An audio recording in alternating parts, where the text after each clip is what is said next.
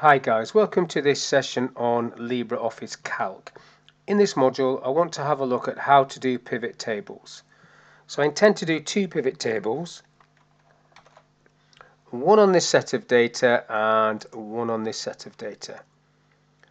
So first of all, to do a pivot table you need to click into the data somewhere and then go insert, either insert on the menus or insert on the tabs, whichever you've got active or you prefer, and then it will select that data. So let's have a look at doing this. So current selection, that's OK. Click OK, and then it gives you the layout box. You've got some options here and source options here. I'm just going to tick this option. I'll show you what that does in a second. Now, if your range needs to grow from that, you can use a named range, which I haven't named it at the moment, but you could go in there. And at the minute, this is at 432, so if anything gets added on at the bottom, it's not going to pick it up. You'd have to come in and change it. Now, if I put this option on, that means I can click into here and then just click onto the sheet where I want it to go. And now this is going to go or start in H2, but now I need to populate these boxes. So first of all, sales goes in there. That's whatever you want to summarize by, and then location into rows, and then whatever you want to filter on you can put into this option up here like that. So checking everything there, everything looks okay, so I'll just click OK, and it just drops into the sheet like so. Now that tick that I did, if I double click on a figure for one of these, say it's for Derby, double click, it will extract all the data from Derby and drop it into a separate sheet, which is quite a cool feature. Now to go into that again, if I right click and go into properties, that was in these options, that was that I ticked there, that allowed me to double click on these fields and then pull off the information. That's what that means, drill into details. Click OK, I'll just leave that on there. So at the moment we've got some data. If I want to look at this by a filter, I can just take the filter off and let's say look at the first quarter sales. That's the first quarter sales. If I want to look at a particular person, take the filter off, tick the person, OK. So that is Ann Pearson's first quarter sales coming off this list. So that's what a pivot table is basically. It's just a means of manipulating large data sets into a nice and simple table.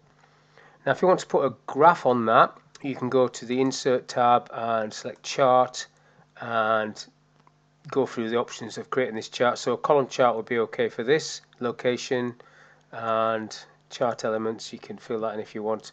I'm just going to leave that blank for now and go Finish. And then you can just basically move this chart to where you want it to be. And what you'll see now is if I change that filter back to All and then OK, the graph will respond to that. Now I don't need some of this data there. I don't need the legend. Just give myself a bit more space. I'll click away from that again.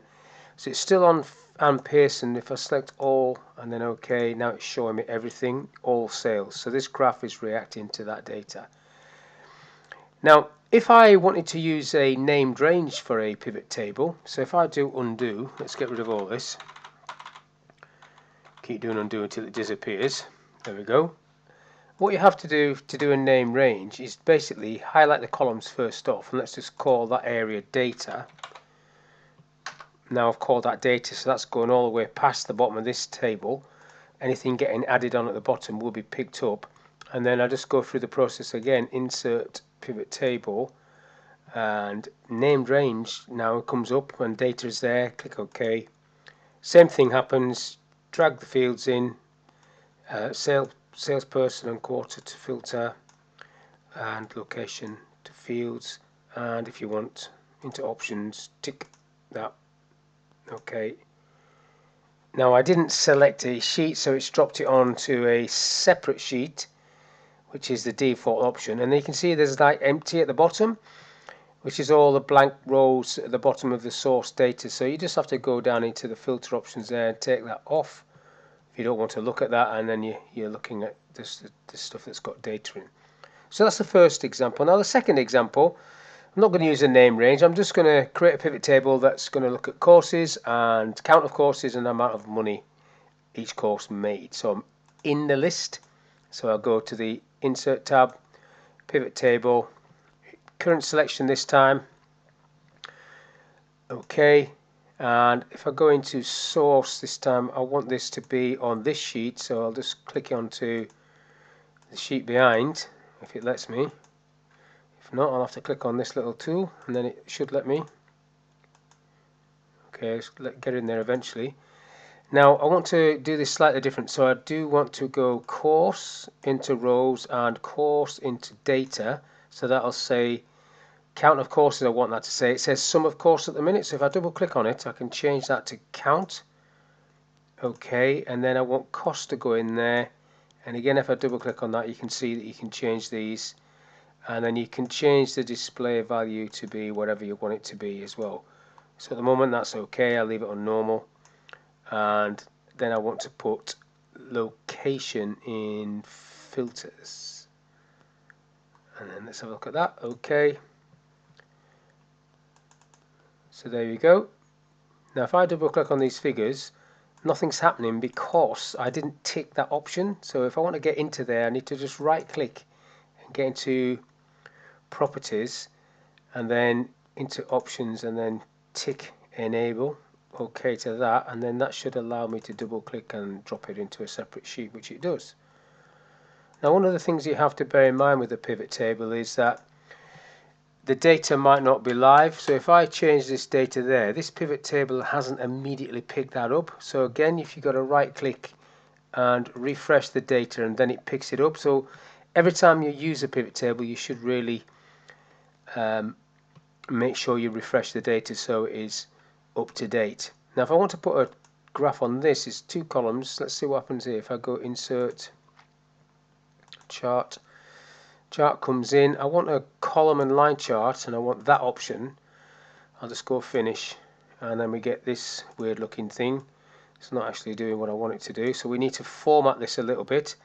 So if I double click on this line, I can set that to secondary axes. Okay, and then we get the cost down this side and the count of the courses down this side. So that's how you do a graph on 2 axes.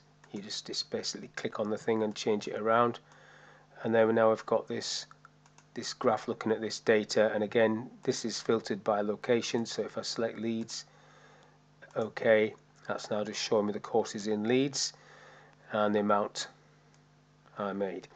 So that was a very quick look at how to do a pivot table, a basic pivot table in Calc. So we did 2 options. We've looked at the one using a named range, and we've looked at the one using just the data itself. So hopefully that was of use to you. Thank you for your time, and I'll see you on the next one.